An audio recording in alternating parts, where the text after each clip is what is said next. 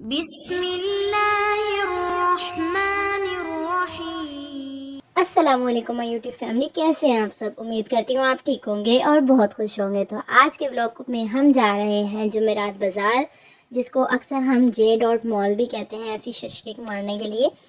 तो हम जा रहे हैं आज क्योंकि हमारे घर पे हैं मासूम बच्चे यहाँ पर बनाए जाते हैं कराची में मोस्टली ज़्यादातर, जिसमें कोई भी बिरयानी आलू की या फिर छोलों की बिरयानी बना ली जाती है और उसके बाद बच्चों को बुला के कुरान ख़वानी करवाई जाती है और उसके बाद बच्चों को खाना खिला दिया जाता है। इसमें छोटी एज के बच्चे आते हैं, इसलिए इसका नाम है मासूम बच्चे। कुछ कुछ चालाक बच्चे भी आ जाते हैं। खैर, तो उसके लिए सामान लेना था, तो मैं अपनी कज़न के साथ जुमेरात बाज़ार जा रही थी। मैंने कहा कि इसकी व्लॉग भी रिकॉर्ड कर लेती हूँ।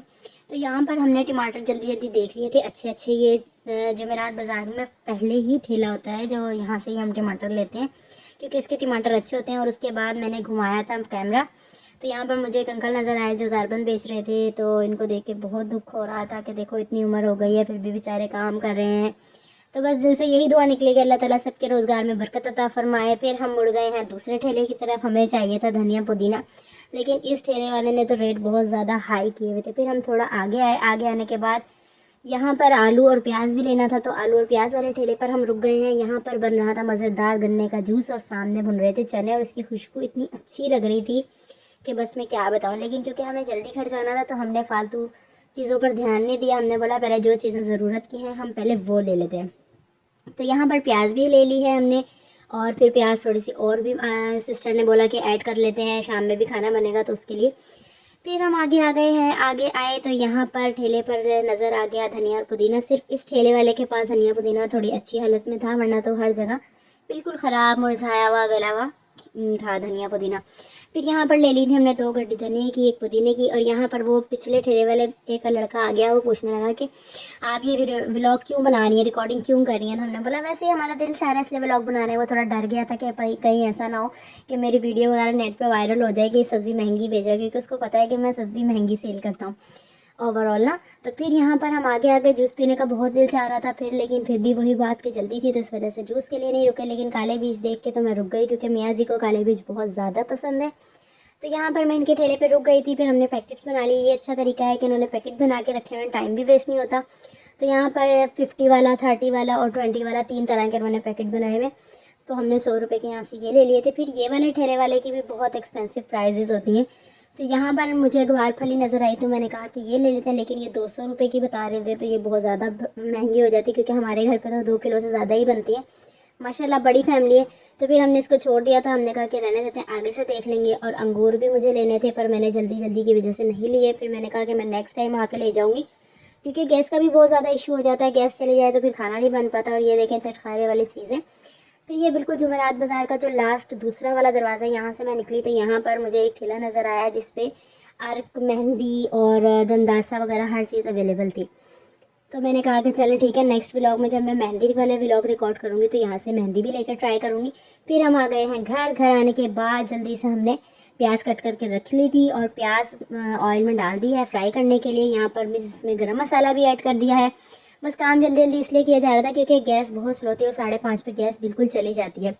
फिर यहाँ पर मसाला भी पीस के रख लिया है। कज़न ने वो इसलिए पीस लिया था कि लाइट भी जाने वाली थी, तो ऐसा ना हो कि ये सारा रह जाए। यहाँ पे हरा मसाला सब है, जिसमें हरी मिर्चें, हरा धनिया, पुदीना, ईच एवरीथिंग यहाँ पर मौजूद थी। फिर उसके बाद यहाँ पर जब मसाला था वो तेल में डाल दिया था। प्याज ब्राउन होने के बाद टमाटर और वो हरा मसाला यहाँ ऐड कर दिया था और आलू बड़े बड़े पीसेस में डाल दिए थे। आलू बॉयल करके नहीं डाले थे, आलूओं को इसमें ही हमने स्टीम में ही गलाना था। बिरयानी वगैरह जो दूसरी बनती है इसमें हम बॉयल करके ऐड कर देते, लेकिन इसी में गलाना था तो फिर इसलिए जल्दी से इसमें आलू भी ऐड कर दिए थे। आलू डालने के बाद साथ ही जैसे ही आलू 50% हो गए थे ना, गल गए थे, तो फिर यहाँ पर हमने बॉयल्ड चने ऐड कर दिए थे। चने हमने पहले से बॉयल करके रख लिए थे।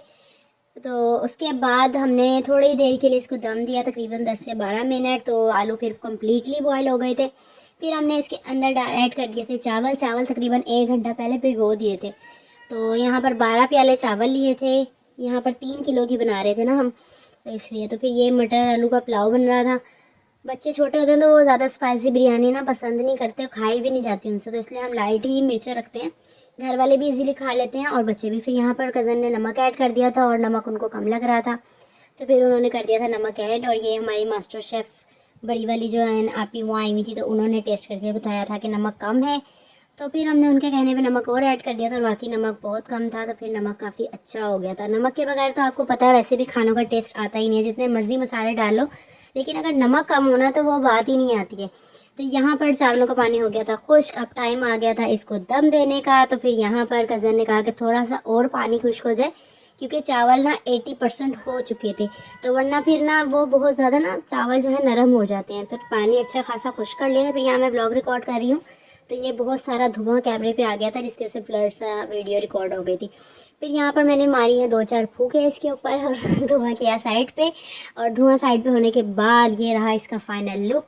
तो कैसे लगा आपको आज के व्लॉग में बनाया जाने वाला मटर आलू का आलू छोले का पुलाव? कराची में इसे छोले बोला जाता है, हम लोग पंजाब में इसको चने बोलते थे, तो वो मिक्सअप हो जाता है मेरा।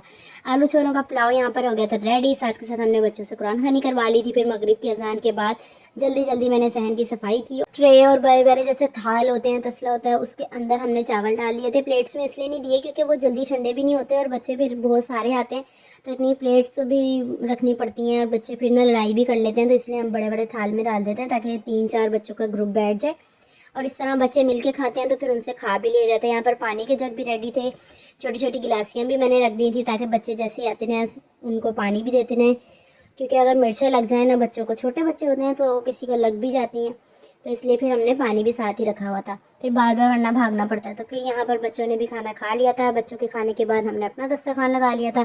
तो कैसा लगा आपको आज का व्लॉग? कमेंट सेक्शन में ज़रूर बताइएगा। मिलते हैं नेक्स्ट वीडियो में। लाइक शेयर सब्सक्राइब ज़रूर कीजिएगा। अल्लाह हाफिज़।